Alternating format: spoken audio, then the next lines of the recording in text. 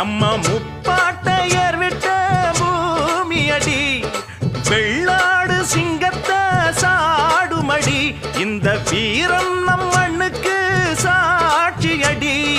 மண்ணின் பெருமை காத்திடனும் அண்ணன் மொழியை கேட்டிடனும் ஓரினத்து மக்கள்தான்,